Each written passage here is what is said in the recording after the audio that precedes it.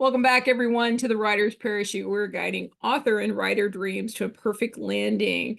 We welcome you back today, and we welcome another special guest is Portia Clare. She is an author, writer, and teacher. We're going to be talking to her in a moment about her new book that's coming up very soon, Life is More Than This Covington Pond, that's coming out on March the 8th.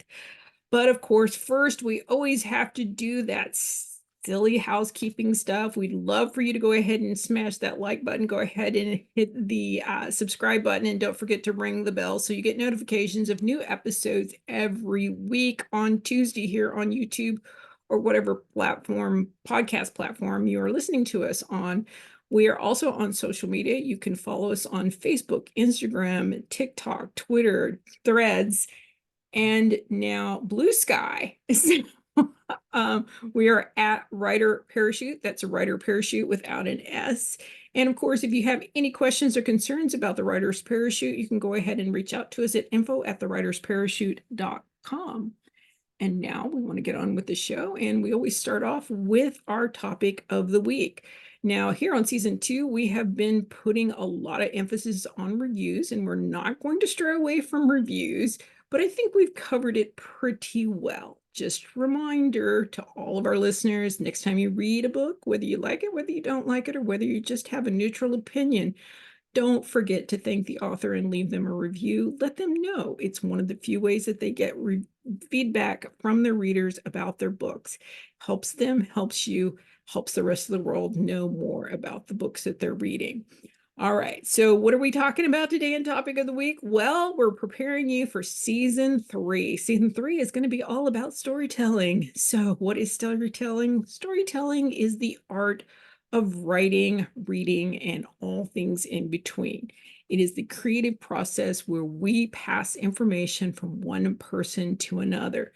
So this time we're going to talk about details of story writing, storytelling. So I often get asked this question, how much is enough and how much is too much? Well, that's going to depend a lot on what kind of story you're telling and who your audience is. Obviously, if you're writing for a younger audience where there are illustrations to help the readers, a lot of details are really not going to be necessary because they can clearly see, for instance, that Susie's wearing a red dress. So the author is not required to say that Susie is wearing a red dress, if you follow me. However, if you're writing for an older audience, let's say middle grade, young adult, you may need to say that Susie is wearing a red dress, or you may need to infer she was wearing her favorite dress, red, of course, because it matched her pair of shoes or whatever, however you want to put that across. But again, this doesn't help us with what is enough and what is too much. Again, we talk about your audience, but we also talk about who is giving that information and those details. So if it's a character in your book, in a fiction book, think about the character themselves.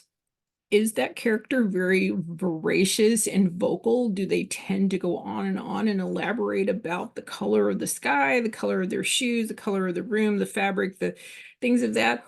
Are they interior designer where these things would be of interest to them? Are they an architect where the structure of the room rather than the color of the room would be more important to them? Or are they just an average person going, you know what, it's a room. It had a door, there's a desk. There's a bunch of books on a shelf. Again, who is giving the information or those details is very important. It's also their perspective of those details. Someone who is an interior designer is going to notice things different than that would be of a person who is, let's say, a business manager walking into an office. They're going to notice other details. So details are important to whoever is introducing them.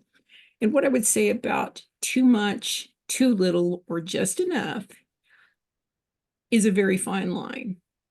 There are many authors who are very good about painting a picture in vivid detail about what it is that they want you to see. I tend to be a little sparse with that because I want my readers to imagine what it is that they think would be there. Both work. Somewhere in the middle works just great too. So again, are you ready to trust your reader to make that leap with you and figure it out for themselves? Or do you feel they really need those minute details? Are those minute details going to be important later to the plot of the story? Or are they just window dressing? Are they just extra words to take up the spaces? This is more what I want you to think about. I want you to think, instead of too much or not enough, I want you to think about who's giving those details, why they're giving those details, and whether or not they're important to the overall story.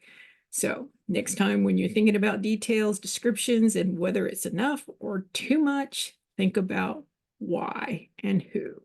I hope that's helpful. Of course, we could go on and on and on about this particular subject, but we only have so much time. If you would like to know more, then you can reach out to us at info@thewritersparachute.com, or you can leave us a note in the comments. Either way, we would be so grateful to hear from you. Well, let's get back to our guest. We have with us Miss Portia Clare. She is an award-winning author, writer, and teacher. We're going to talk to her about her newest book, Life is More Than This Covington Pond, which is out on March 8th. She also has a book that came out in April of 2023. His name is My Daddy.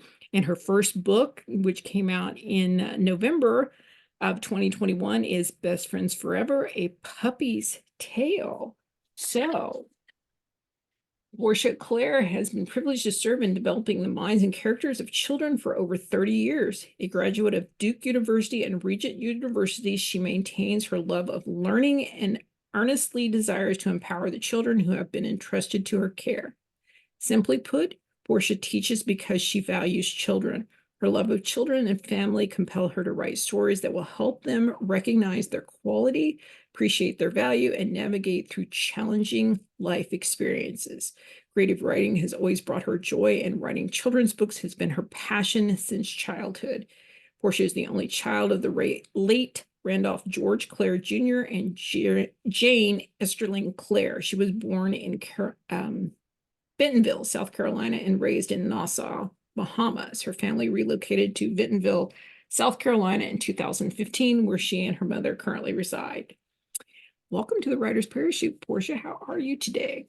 I'm doing well, Miss Cowan. Thank you so much for having me. I enjoyed being here with you before, and it's a delight to return today.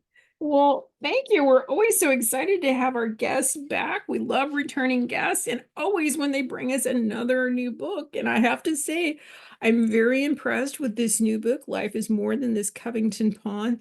The illustrations are just amazing, but we're going to talk about that in a minute. All right, thank you. So, as I said, the new book is called Life is More Than This Covington Pond, which will be released in just a little over a week on March 8th. And it includes a lot about imagination, curiosity, and the zest for the new and good. I want to know why those particular topics were so important to include in your story. Well, I will start, first of all, by letting you know that this story is actually a true story. It's my mother's story. My mother was Nan. Ah, And as she grew up, her father consistently shared with her that life is more than this Covington Pond. My mommy grew up on Covington Pond. And so all of the events that you see in this story actually happened in Nan's life. So it was important for me to share it because growing up in a home with my mom and having her pour into me and instill into me those same values, letting me know that I'm limitless in my thinking and that I have opportunities to do whatever my mind conceives, helps me to want to share that story with other children. So I was inspired to share it because I love children and because I work with children in a rural area who mhm, oftentimes have not been out of this area.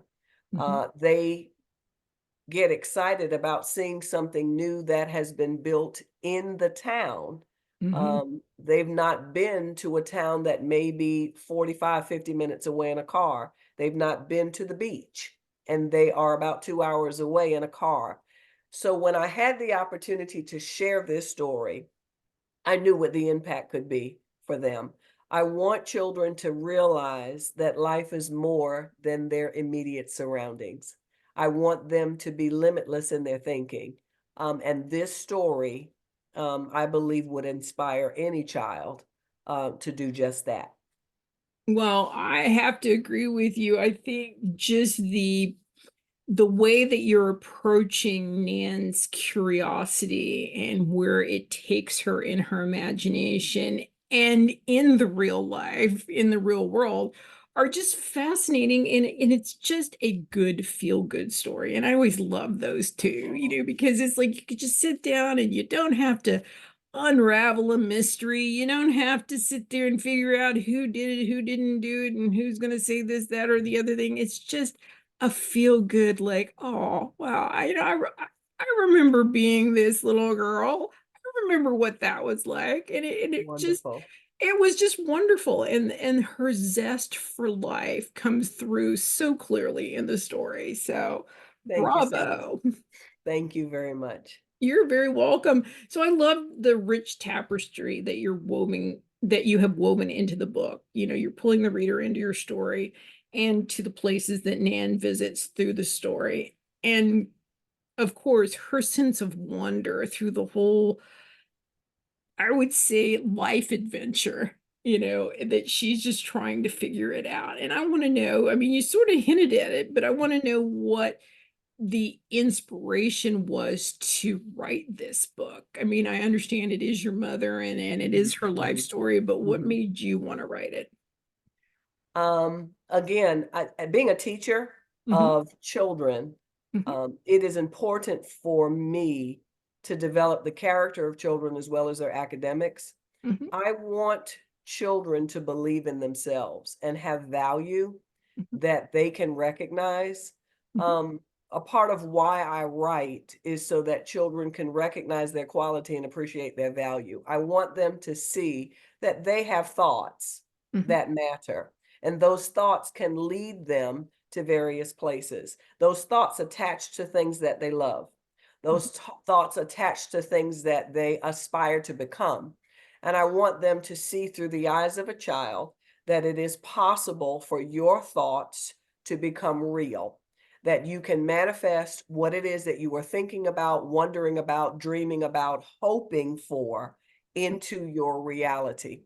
It Hmm. is not far away from you because you are limitless in your thinking. And the only person who can stop you from getting where you want to be or doing that which you want to do is you. And so, anytime that I have an opportunity to write something to inspire a child to think beyond what they know now, to give them an opportunity to see somebody who looks like me, somebody who is my age, thinking thoughts that perhaps are similar to mine, or thinking in a way that is wondering like I do, I Hmm. know that that is a tool and a resource for those children to dive into, become a part of, and expand as it relates to their real belief that, Hmm. maybe this could be me too. Right. That to me is everything. Because once you take blinders off and restraints off of a child, that child will soar. And there's so many people that will be blessed and encouraged because that child made a decision to move forward in something that they wondered about or dreamed about or really desired to do. So I hope that answers the question.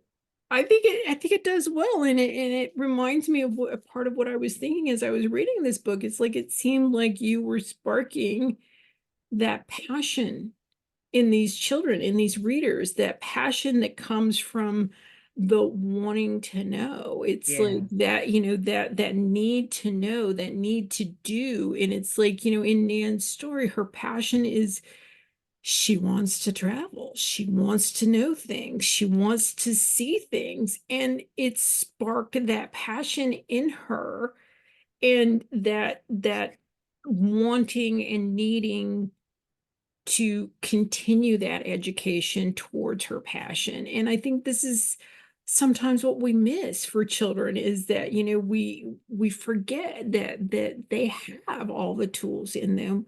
We just Yes. have to be the one that sparks each of those creative tools to get them to where they Yes. need to be.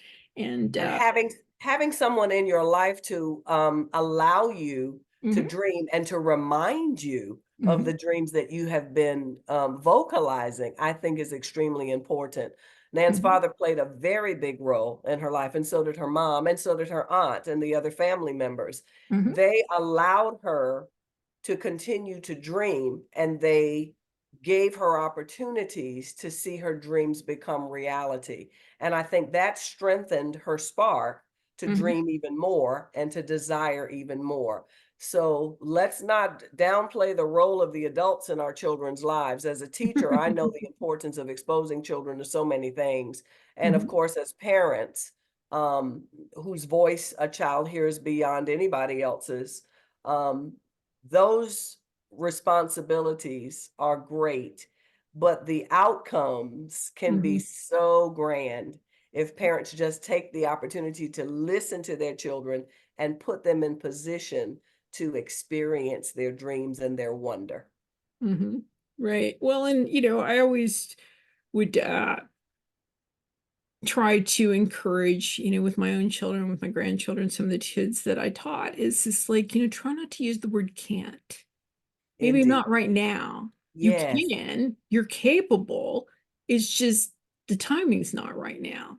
Right. And Not I yet. think I I think can't so yet. many times we as adults and as children, we keep hearing that repeated can't. Yes. And it's in and we don't realize how big of a wall it becomes. Yes. And So it's we like, say we say, "I can't do that yet. I yeah, haven't done that yet. oh, I'm not able to finish that yet." So right. that gives me hope that one day, it's a Mhm. possibility that I will. Exactly, exactly. It's all about timing. And I do love that your book does kind of give us that timing. It's like she starts very young in this story, with this passion and this dream. And it takes her a while to achieve it. And there's something about the persistence and patience in there too that I really like. So, as I said, I loved it, and you're pulling in their story and about her places she visits and the sense of wonder and your inspiration. So, I want to know what it is that you want readers to get from reading Life is More Than This Covington Pond. I want readers to understand that they can dream big and that their dreams really can come true. I want them to see beyond their surroundings. I want them to recognize that life is a lot bigger than where you live. That there's so much more to see, to know, to learn, to do outside of what it is that you see every day. I have experienced children who have lived in a part of town their entire lives and they don't know anything else. I've experienced adults who have lived in a particular place their entire lives and they have not traveled beyond that place. Now, for me, that's um, it doesn't register because my entire life I have traveled. I have moved from place to place because of my father's, job. Mhm, So, it's difficult for me to wrap my mind around it because it was not my experience. mhm. But I want children to walk away from this book with a zeal to learn about what is beyond their immediate surroundings, knowing that there's so much more to learn and do and be. Absolutely. And I agree with you. And this is why I have such a love and a passion for books, because even if we don't move from our own front porch, we can travel the world. We That's can right. learn about so many things. And and now with the internet, you can almost be there. I mean, it's not the same. Yes, It's not the same as going and doing, and the bravery and the courage and the commitment that goes into that people often forget. Traveling to yes, some place that's unfamiliar. I myself am a transplant from Oklahoma to California, and it was like I just packed up yes. and moved here. My It's like, and goodness. everybody thought I was just I was terrified. I didn't have a job, I Oh didn't have a place to my. live, I didn't have anything, but you know what? I was okay because it's like I figured, there's hotels, there's motels, I've Yes. saved some money. There's always jobs somewhere. I mean, worst comes worst, I Yes. can, scrub toilets or, or make beds or, flip burgers or something. It's That's like right. there's always a way if you're willing. That's And right. and it's just you have to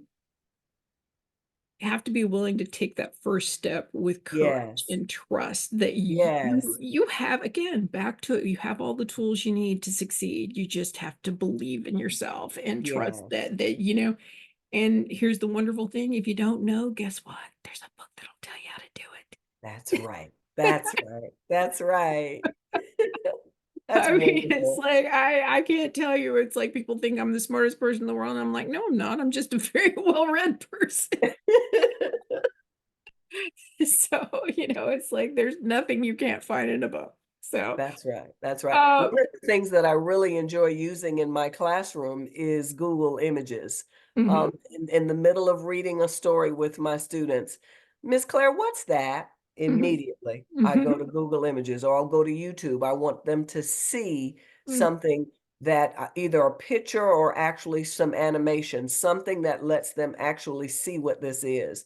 And mhm. it broadens their horizons. They now have that, and nobody can take that away from them, and it changes who they are, Right. and I Wh love that. I love which it. which is exactly why we start children with reading with illustrations. It gives them that visual Yes, cue so that absolutely. they have not only the words, but they have that vision implanted in their head. And this is what, is exactly what you're doing. It's just like that curiosity is already there, and you just gave it a pinpoint on a map, which Yes, is just beautiful. So, thank you. this is your third book. As we mentioned at the top of the show, the first was called Best Friends Forever, A Puppy's Tale, and it's Yeah. about friendship, love, and endurance. And the second is His Name is Daddy, and it's a love story about your own father. So Mhm. here we go, and then of course your third book, this Life is More Than This Coming Upon, about your mother. So can you kind of give us just a brief synopsis of these two other books and what you would Absolutely. hope readers would take away from those? Sure. Well, this is Best Friends Forever: A Puppy's Tale, and this story is a story of love, loss, and everlasting friendship. And my hope is that whoever reads this book um, will go through the real life experience of owning, loving, and losing a family pet, and then finding the courage to love again. This is a resource of care that's going to help parents um, to walk children through grief, whether it be the loss of a pet, whether it be the loss of a person. I do believe that this story will help parents to reach their children and help them to understand the grieving process and help them to talk through what it's like to lose someone or something that you love. And then as time passes, be willing to love again. Right. And I'm going to Um, interrupt there because I'm going to say, having read that, I also don't want people to think it's only about grief. It is a beautiful story of friendship and love and companionship until the point that it does come to the grief. So I think it's also a very excellent resource for, parents who have young children that want to have an animal, and kind of thank take them you. through the story of what it's like, what that is like, what they will, not only the responsibility, but the friendship and the companionship and the camaraderie, but also, the loss, because, Yes. animals don't typically live as long as people. So yeah, Yes. it is part of life. So I did want to insert that in there because I don't want them to feel like it's only about grief. Thank you. Thank you so much. And the other book is called His Name is My Daddy. Now, this is a book to me that's talking about the unconditional love of a father for his daughter. And it is a book that celebrates the family, it celebrates the value of a father to his children, and it shows the powerful expression of love through hands that help. Every part of this book is talking about how my daddy's hands were used to help me and to show me love unconditionally. So that's what this is about. And my hope is that when parents read this with their children or children read this, that they would recognize what love looks like and Mhm. how they can use their hands to be helpful and how others can use their hands to be helpful to them. Right. I think the biggest takeaway I from that book was that, gifts are not things. That's Gifts right. are time and care and the emotion behind them. So I loved that book. So Thank yes, I you. would highly recommend that one. And it's like, Oh, it kind of made me cry. I lost my father just shortly before that book was published. And it kind of, reminded me of a lot of things that you kind of forget as the years pass by. So thank yes, you. yes, you're welcome. Thank you for sharing that. You're very welcome. So in um So we're going to shift gears just a little bit here and talk about stuff that we talk about here on the Writer's Parachute, which is writing, publishing, but mostly your journey through it. So if you could go all the way back to the beginning, to where you started, what do you wish you had known or that somebody had told you or that you knew to find out about before you started publishing, marketing, or writing your books? I think for me, I wish that I had known more about the finances for marketing and making better financial choices as it relates to attempting to market my book. Being new as an author, you're excited about opportunities that are presented to you. And oftentimes they sound grandiose and they sound guaranteed and they sound impossible to fail. Mhm. But in reality, there is more to it than just how they sound and how they are being presented. The timing of when a book is being shared or launched makes a difference. Um, who the audience is makes a difference. Um, how you go about marketing matters. Perhaps it would have been better for me to have my books reviewed or make an attempt to get awards for them as opposed to trying to get on television Mhm. right away. So I wish that I had a better gauge on marketing and how to finance that process initially, because I made some mistakes and I spent quite a bit Mhm. and I'm actually still recovering from that. Yeah. Well, and I'm glad you brought this up because this is something that I see time and time again, and it makes me very sad. And I'm not immune. We're all, it's like, there's some slick marketers out there, and they'll convince you that the sun is green, and it is. But you know what? I tell people, marketing is not as complicated as everybody wants to make it. You are marketed to on a daily, hourly, minute by minute Indeed. basis. You know what gets your attention. Indeed. And so if it grabs your attention, then you got to ask yourself two questions. Is this something that is really going to help me? Or am I just fascinated by how they got my attention? And then the Indeed. second thing is, what do I want? We forget Uh-huh. this as authors. People go, I can get you on this radio station, I can get you on this podcast, I can get you in this newspaper, I can get you a magazine article, I can get you this award, that thing, this, Mhm. and you're like, okay, yeah, it all sounds great, but you got to hand over cash. And I'm thinking, but the problem is you don't take it a step further. What am I going to get for that? I'm Mhm. just giving you my Mhm. money to do all of this. What am I Mhm. going to get for that? Well, Mhm. part of the problem is you don't know. So if you go on Indeed. to, let's say, a podcast and you say, well, I have a new book, Mhm. and that's it. And we talk about the book and you don't say, but I've got new books coming. I want people to think about this. I want to talk about, what we're doing here, bringing forward all the reasons why and what's involved and how the depth of the story. Yes. If you don't understand that, and if you don't go at the end of the program and go, please go buy my book, or please go buy my book and review my book, then you kind of lost that. And so you Indeed. have to look at it and say, what do I want? So it's like, I'm going on this podcast, great. I'm going to talk about my book and I'm going to get people to buy my book and stuff like that. So is that my main reason? Do I want to go on there to get more book sales, or do I want to get notice, or is this trying to set me up so I have a fuller media kit so I can show the bigger TV stations and audiences Mhm, that I mhm, can handle myself when I'm being mhm. interviewed, on screen? Or do I just want to be noticed? Do I want, do I want to try and get speaking engagements in certain areas around certain topics? What is my end goal? Because there's no reason for you to go buy a Ferrari if you don't have a garage to put it in.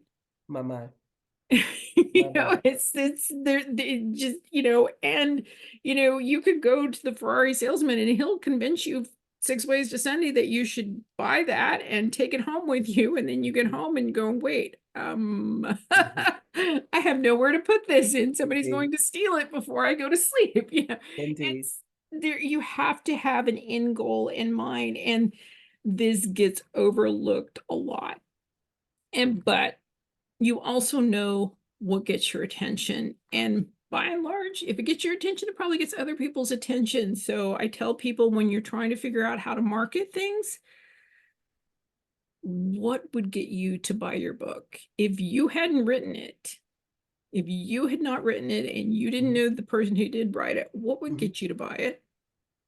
I think knowing that reading the back of the book and seeing that it Mhm. is helping children to dream big, Mhm. and to be limitless in their thinking Mhm. and to see beyond their surroundings, that's something that resonates with me 1,000%. So that would be something that I would purchase as a teacher Mhm. for my students because I want my students Mhm. to experience that life. The other thing that would pull me is that there's a brown-skinned girl Mhm.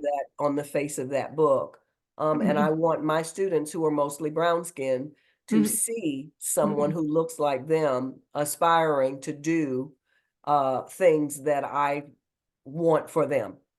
Right. So those are the 2 things that would have pulled me to Mhm. purchase that book. Well, and I'm going to tell you that the three legs of the stool for marketing with books is the title, the image on the front of the book or lack thereof, and the description or back cover copy or whatever you want to call it, blurb on the back of the book. Those are the three legs of marketing for a book. They're usually the first and only thing people see. And if you haven't convinced them by the end of them reading the title, looking at the image, and reading the blurb on the back to buy your book, they're not going to. My mind. Mhm. And that's just the way it is. We Yeah. see things and we pick it up and we're like, oh, okay, yeah, that sounds like it. But Yes. I'm going to talk to you a little bit here, and this is nothing personal, but I do see this a lot of times where uh, we're adults, we have an Mhm. adult mindset, Right. but you're writing a children's book that is written for children. So when you write on the back, it's about teaching them a certain thing. There's nothing wrong with that. However, as a parent, I don't go to the store and go, what can I buy that will teach my kids something? I usually go, my kid likes mermaids. Let's go see if we can find a mermaid book. Okay. My kid likes puppies. Let's see if we can find a puppy book. And then you read it, and does it sound like a book that the kid's going to enjoy? This is where the mindset of a lot of times with parents and readers, and there's nothing wrong with including that it will also teach them, but I would not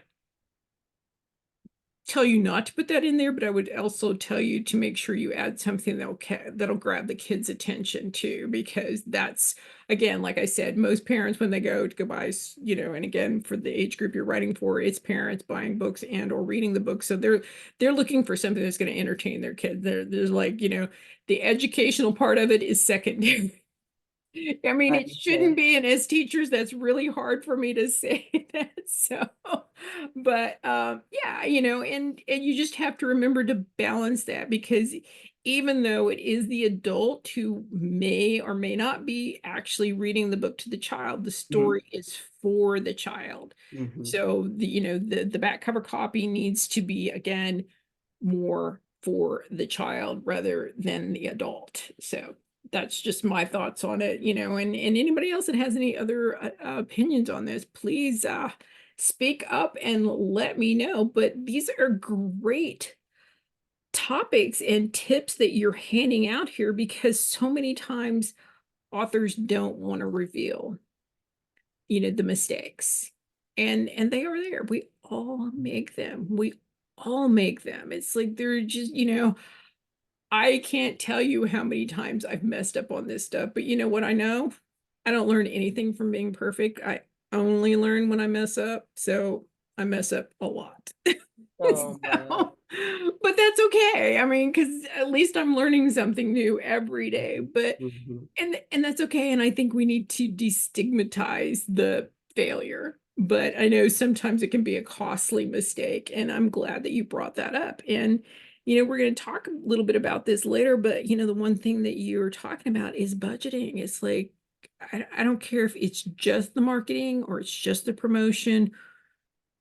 Books and being an author requires an investment of time and energy and money. You Mhm. need to have a budget. You are a business person.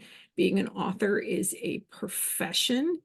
And with any profession, there's certain things that you have to invest in yourself. So have a budget, Mhm. and again, we talked about this a little bit in the green room. The wonderful thing about books, if you don't do it this year, guess what? There's next year. There's the year after. There's 5 years from now. There's 10 years from now.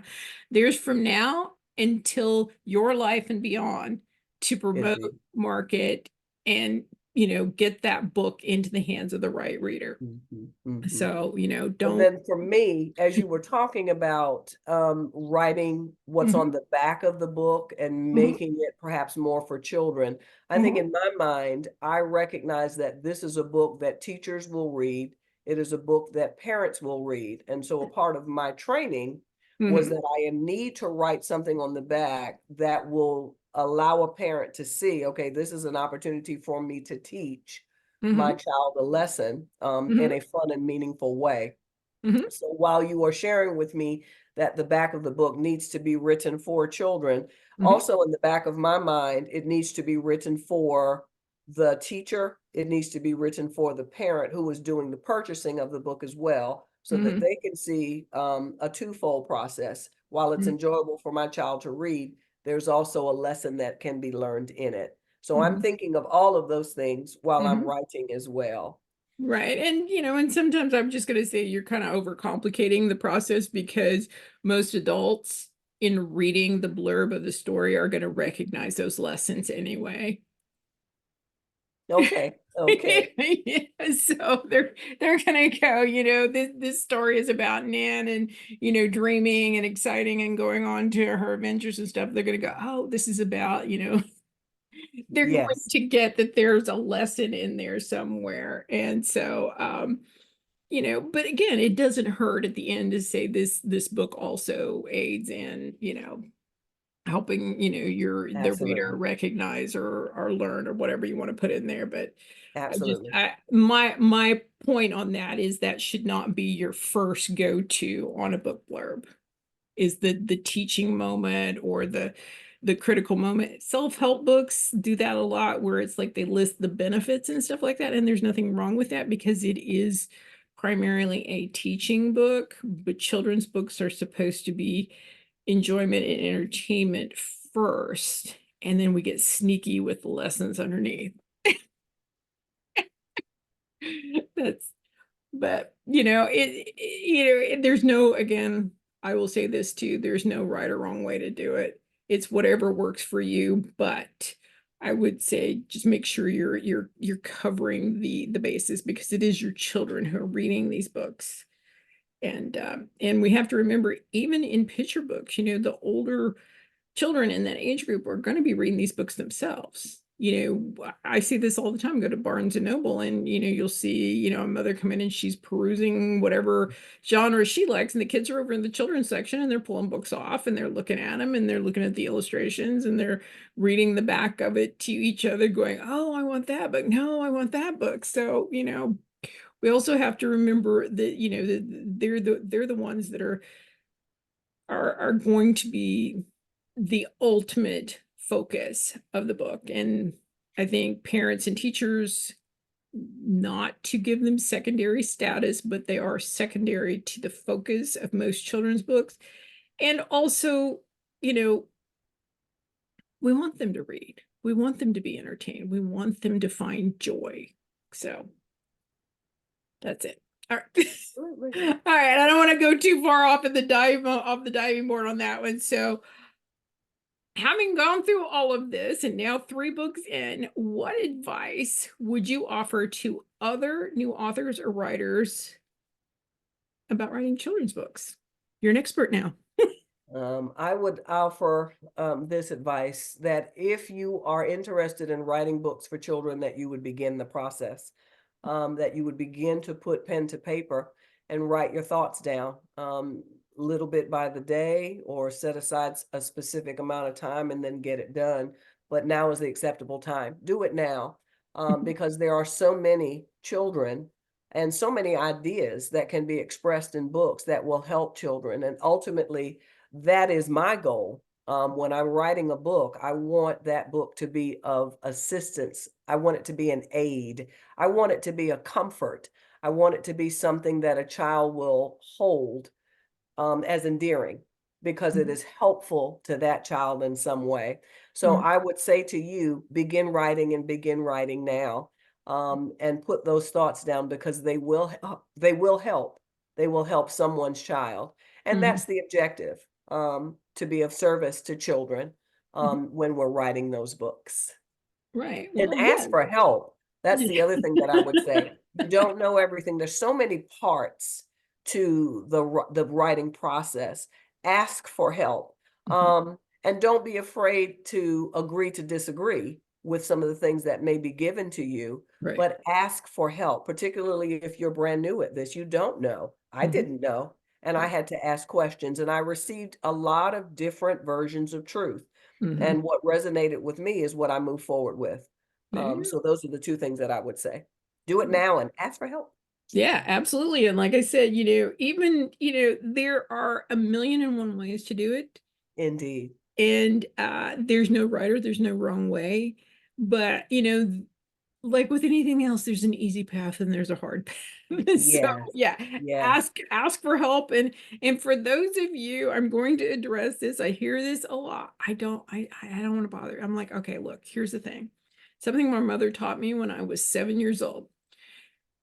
Don't be afraid to ask. You're already expecting no. So what My does it hurt mind. to ask? That's right. At least get the no, and you might be Exactly. surprised, you You might get a might be yes. surprised and get the That's yes. right. So she's like, don't ever be afraid to ask because Indeed. you're already expecting the no. So just get it over with. My mind. And oftentimes people get nothing because they never ask. Indeed. And Indeed. so Indeed. people are always surprised. They're like, oh yeah, I did what you said. I asked him and they were so helpful. I'm like, well, they probably never been asked before. And we're delighted to be asked too. That's right. Exactly. That's right. There's something about that when people, go, "Oh, that was helpful," and you're just like, "Yes." It's true, and it's something I think we're taught to not be a bother to Mm, people or burden to people or feel as though we're getting something for nothing. I mm, think all of those things are hindrances mhm, in the asking process. I believe that we're telling ourselves things that prevent us from doing what really is the right thing to do. We need help. We mm, can't do anything and everything by ourselves, and so mm, it's important to ask for help because somebody has what we mhm, need. right. And they would be more than willing to share it Mhm. if they knew that the need existed. That's been Well my experience, so I'm getting better at asking. I really am. well, yeah, and you just made me think of something. It's like, people are like, "Oh, well, I don't know how to thank you." Well, you know what? You can thank me is by going, on social media. We have social media. Go on social Yes, media and say, "You know what? I had this problem and I asked this person and they were so helpful." Guess what? You just elevated you and me. yes, I indeed, asked this person and they wrote this book and I read it and it was great and exactly answered my, again, elevate you and me. It's like yes, there are so many simple ways to thank somebody or say indeed, thank you, even if it's just, thank you for helping me with this. indeed. It's, That's right. I find so much today is about overthinking and overcomplication My of man. what should be essentially just direct matters. So the next time you're Yes, stumped, ask the question. Indeed. 'Cause you're Absolutely. you're not you're not gonna learn anything more by sitting there and worrying about whether or not you should ask the question, just ask the That's right. question. That's right. That's absolutely And correct. if I you agree. feel like you received something valuable, then thank the person, however that comes across for you, That's right. and, I say thank them when regardless because they took the time to share something with you. So exactly, be well, grateful. that was value right there, but, my mom always Absolutely. told me, again, she goes, "If you lead with your heart," she goes, "you are never going to put a foot wrong." My, my, my, my, my. So And she's wise. right. She's like, She "If is. you lead with your heart, then nobody's going to blame you for anything, and they're not going to be upset with you," and That's right. I don't know if I mean, I try. I don't know if I'm always successful, but Nobody's perfect. So but yeah. you're pressing, we're trying, and we're pressing. And that's all that matters. And like you said, if you're speaking from your heart, Mhm. then that's the best place to speak from. And Absolutely. it's that's what matters. If Mhm. you're doing something out of the kindness and sincerity of your heart, Mhm. then you rest in that. And Absolutely. the hope is that it is received with that understanding, that it is from your heart and it is with sincerity that you are sharing it. Absolutely, Yes, and here's the thing, we're all in the same crazy world genre together. We're authors, we're writers, we're writing books, indeed. and, there are no enemies. The That's right. the only enemy we have is time, and it's My like, mind. imagine how much we could do if we band together. Indeed. Oh my goodness, how true that is. That's absolutely true. The strength of many lies in unity. Absolutely. Absolutely true. Yes, yes, yes, yes. All right. So, in writing such personal stories from your own life, I would find that challenging. So, I want to know what has been the biggest obstacle or the most difficult obstacle for you in telling these personal stories? And what do you I think has think been your greatest achievement in doing that? I think you're gonna like the obstacles part. It's details. Okay. There are so many details that can be shared in all of the stories that I'm writing. Now, the ones that I've written initially are based on true events. And so, of course, there's so much that can be shared, but you're writing children's books and you need to limit the amount of words. And you need to recognize that the illustrations will help to bring the story to life as well. So, me wanting all of the details was my biggest challenge. And having a book editor to say to me, guess what? We're going to get these details, but we're going to do it in this way. We're going to let the pictures do this, we're going to let the words do that. Then we're going to let some of this go because you don't need it Mhm, to address what you're trying to address right now in the story. So mhm, for me, the details was the biggest challenge because I didn't want anything to be left out because all of it was really good in my mind. And I had to learn with help mhm, that you can still get across what you're trying to get across without using every single detail that has come to your mind. The biggest achievement for me is actually finishing a book. I did what my daddy um, encouraged me to do. Scoop, do mhm. it now. All Yep. of the thoughts that you have in your head that you want to write down to help children, start writing them. Mhm. Put pen to paper and bring these books to life. And when you do, you are going to help children around the world in whatever area your book is discussing. So that for me is the biggest achievement, the completing or the completion of the first book and then the next book and then the next book. And then now I have written my very first children's book series. Uh, And so now we're getting ready to move into that. And that series is addressing my boys. My books have ah. been written about girls, and now we're going to give the boys a turn. All right. Well, we're gonna get to that in a minute because we got a Okay. question about that. But that is so wonderful, and I am so glad you were able to tie in my topic with that. And it's sometimes you just have to trust your reader that they're going to Yes, jump the canyon with you. It's like Yes. if you strap them in good enough, they'll go with you wherever you take them. Yes. And if you don't believe me, go go watch the initial Star Trek show. My. It was so extraordinary and out of the ordinary that when it came across, the fact that it found an audience is amazing, and the amount of science that we were willing to accept and believe in that show, in that Okay. genre, that had never, I mean, it's like, I mean, yeah, people could probably explain how a warp core works nowadays, but back in the 1960s, we're like, a warp what? Mhm. Very foreign. Yes. Yes, It's indeed. like, well, it's like tricorders seemed like, very strange things, but back then you have to remember there weren't cell phones. There weren't even That's right. mobile phones. It was That's right. just kind of like, wow, they're walking around with this gadget in their hand. It's like that was so far into the future that we couldn't see it. Isn't that But amazing? you know what? The audience watchers were willing to go that far. So Mhm. sometimes you have to trust your readers. They'll go with you. They'll go with Yes. you as long as you give them a reason. All Yes. right. So what keeps you motivated? Oh, the children who are, going to purchase the books. I know that I was born to teach, Mhm, and I believe that I am extending my teaching into the writing, that has been given to me as a gift. And so I desire to help children. I want children to know without question how valuable they are, because I recognize that once you tap into your value, mhm, then you're going to start using your gifts to help people. And when you help people, that's going to inspire them to help others. And that keeps growing and growing and growing and growing and growing. When I do what it is that I was birthed to do, that is mhm, going to inspire others to do what it is that they were birthed to do. And that will continue to happen.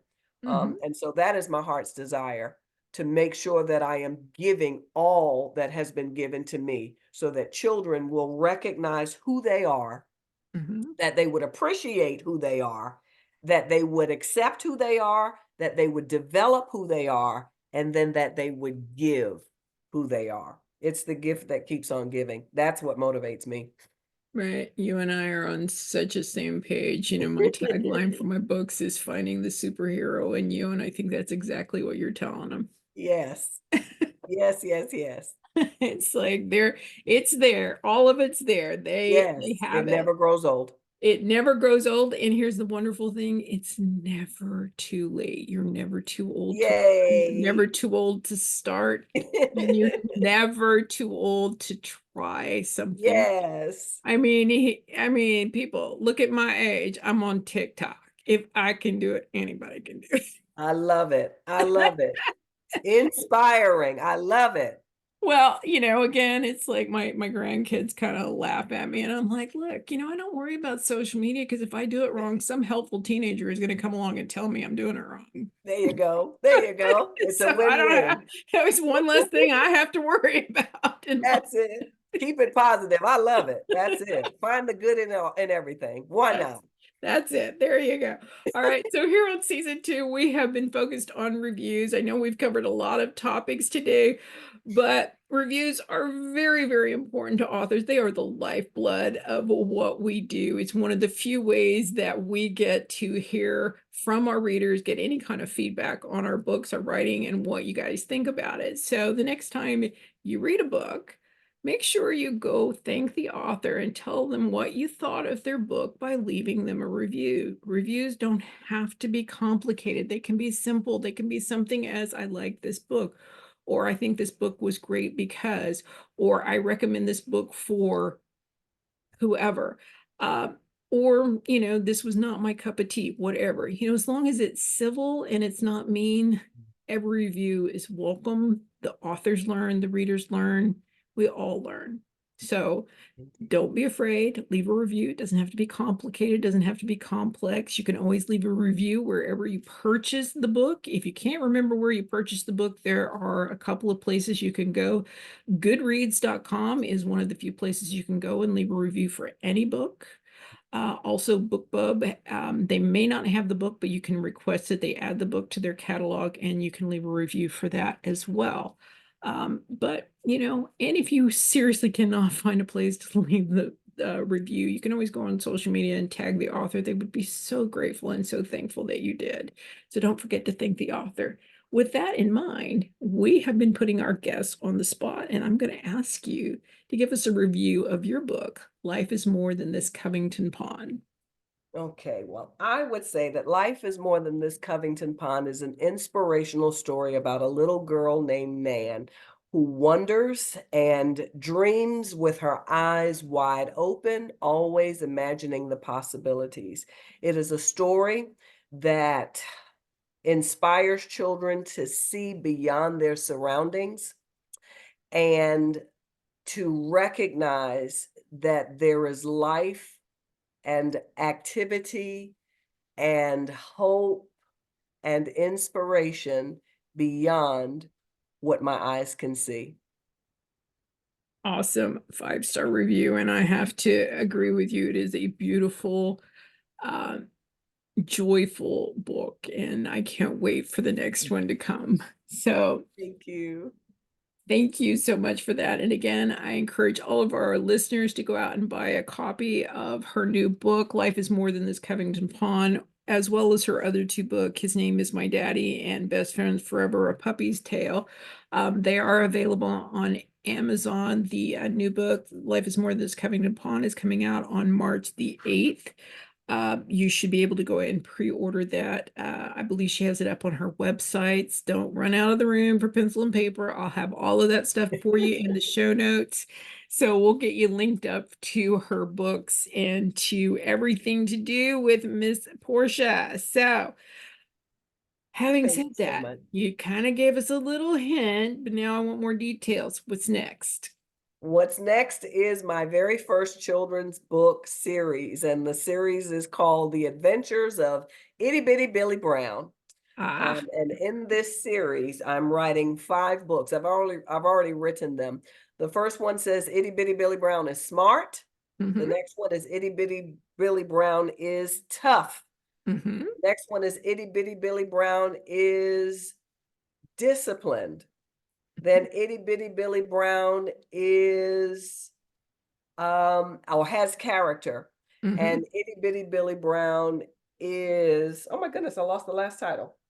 Smart, tough, disciplined, with character, and fast. Itty Bitty Billy Ah, Brown is fast. And they are written with a rhyming scheme. And ah. again, all of those books are written to inspire my young boys that Mhm. they can be who they desire to be, they can have what they desire to have, because there's greatness on the inside of them. And it's time for me to start helping my boys out. I've got a classroom full of boys. Most of the time, I do have a classroom full of boys, and I wanted so much to write something for my boys. And Yeah. so that's what we have now, those 5 books in that series. I'm excited about that. When I have a character in my brain, I Mhm. see him Mhm. as a doll. I see so many different things that I will be able to do with him. Mhm. And I am hoping to inspire my boys with him, Itty Bitty Billy Brown, being smart, tough, fast, disciplined, and with character. Awesome. Well, that sounds like a plan. We'll have to have you back here on the Writer's Parachute when we Oh, get I would any of love to these do books that. out and available. I would love to talk to you about Itty Bitty Billy Brown. That sounds like an amazing adventure.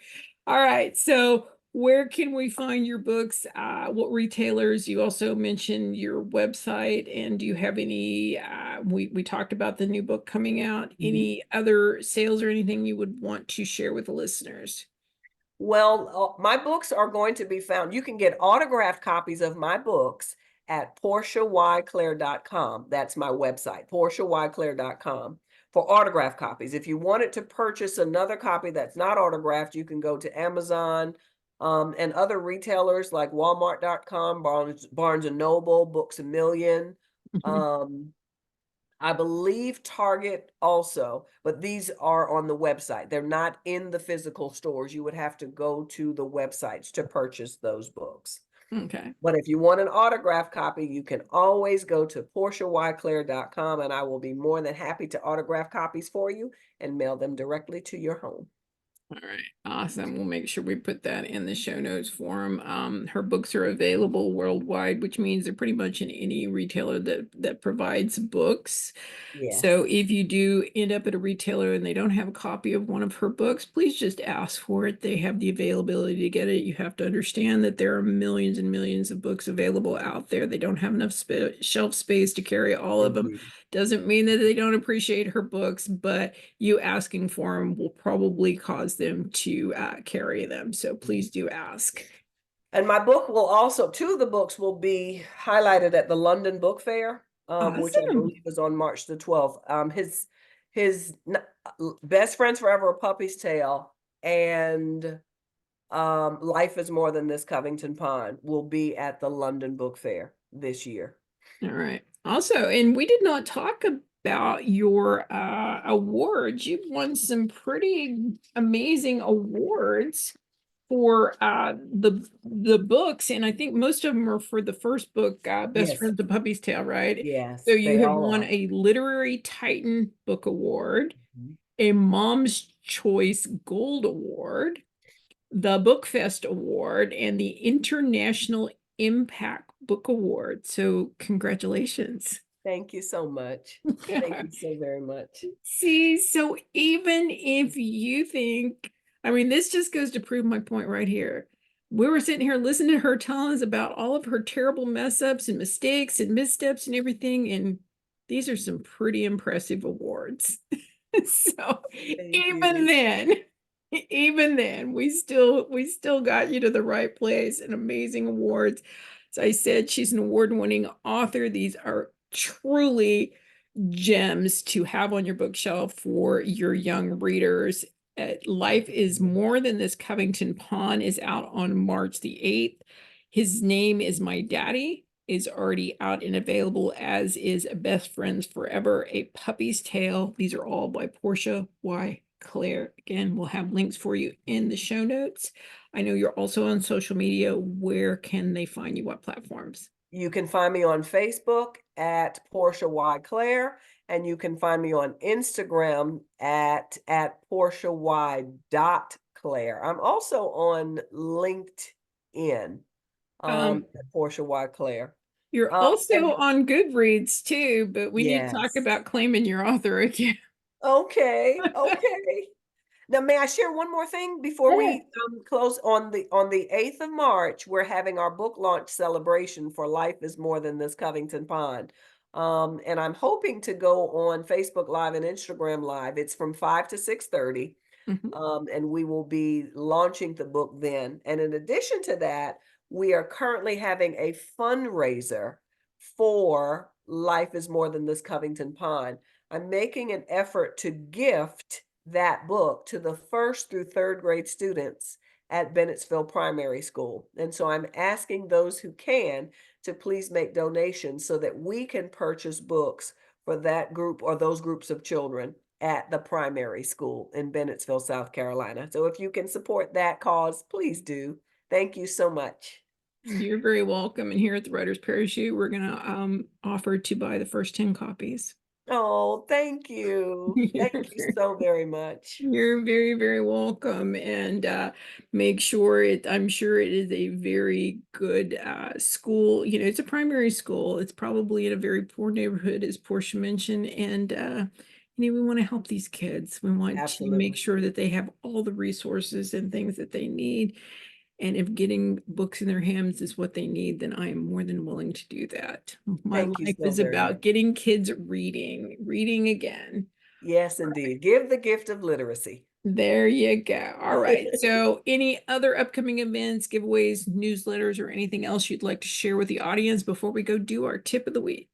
You can sign up for my newsletter at my website, which is portiayclaire.com.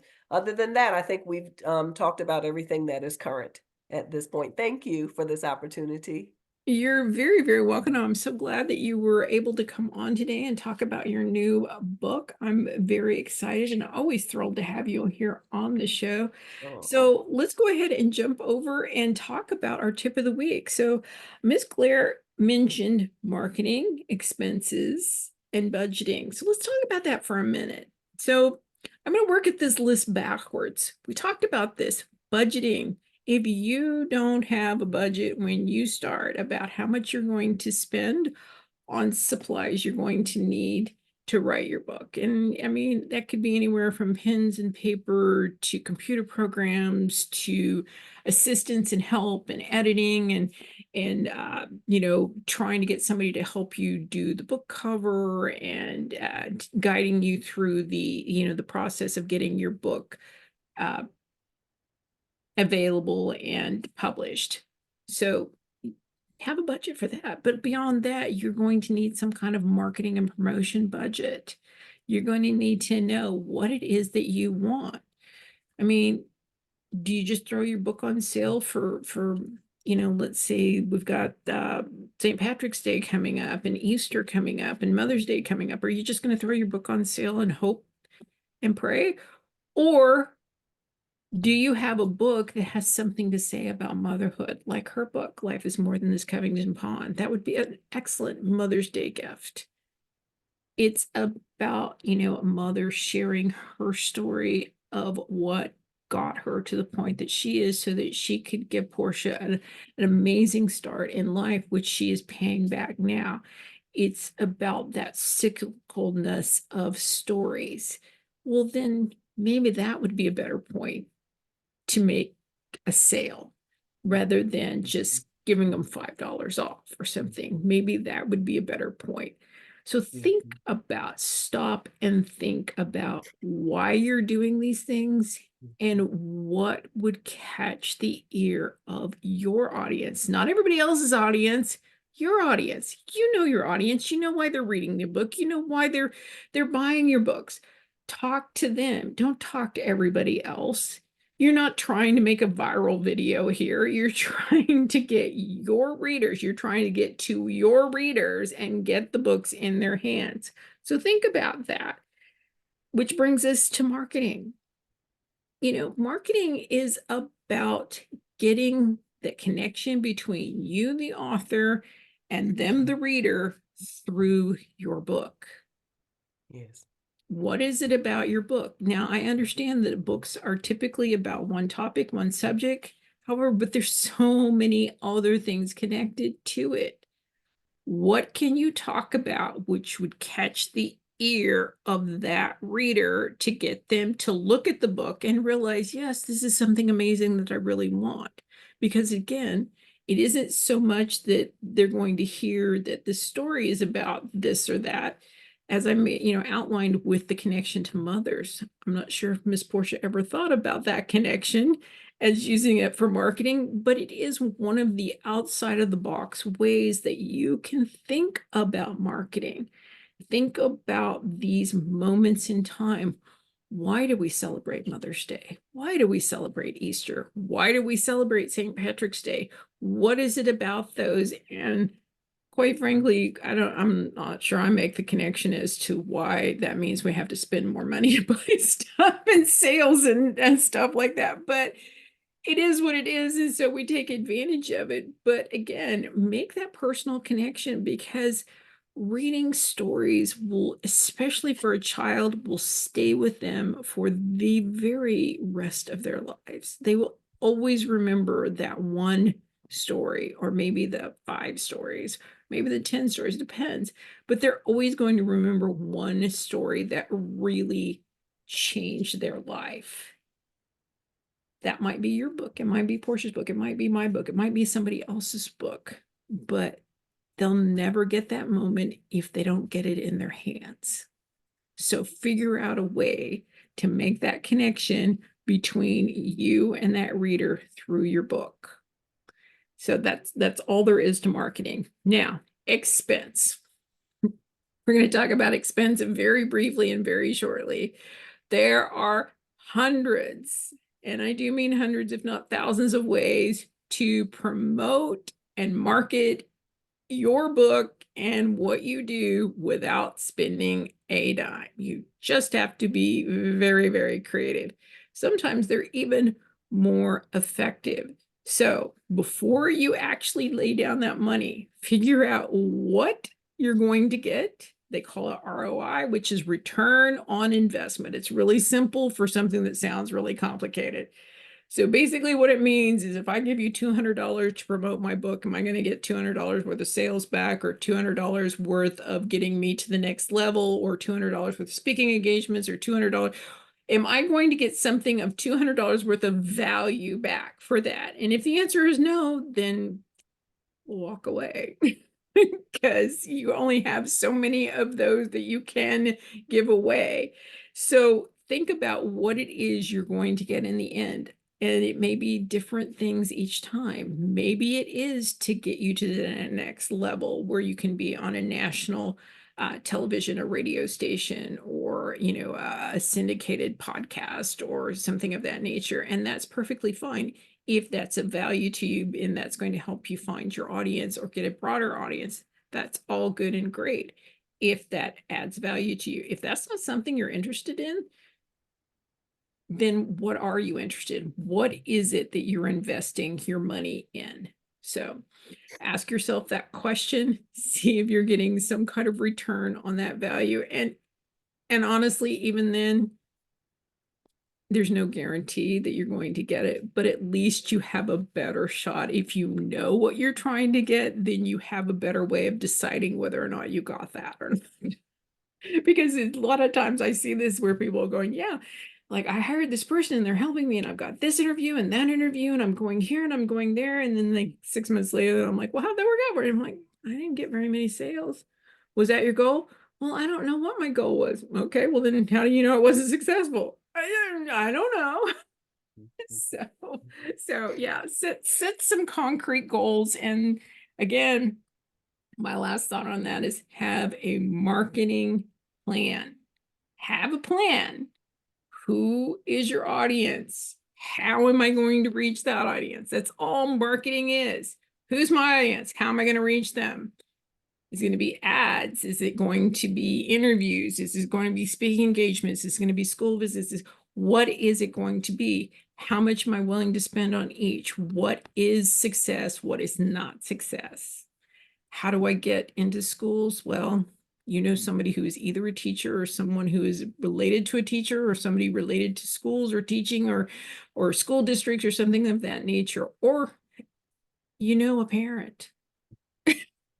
I mean, if they're a parent, their kid's got a teacher. There's your way in. So use those resources wisely. Again, take these things to heart. Always have a budget, watch your expenses, and have a marketing plan. That's my tip of the week. Of course, we could go so much further and talk so much more. Money is one of those things that we all just kind of cringe. Yeah, I know. Expense, expense, expense. But we're going to leave it there for right now. So if you have more questions, of course, you can always reach out to us at info@thewritersparachute.com. And we want to thank Miss Portia Clare for being here with us today. I am so grateful Thank you and for so having me. thankful for you guys to allow me to be the host here on the Writer's Parachute, guiding author and writer dreams to a perfect landing. We hope that you find the Writer's Parachute a safe, creative space for all you and all of your dreams to land well too. Until next time, guys, bye.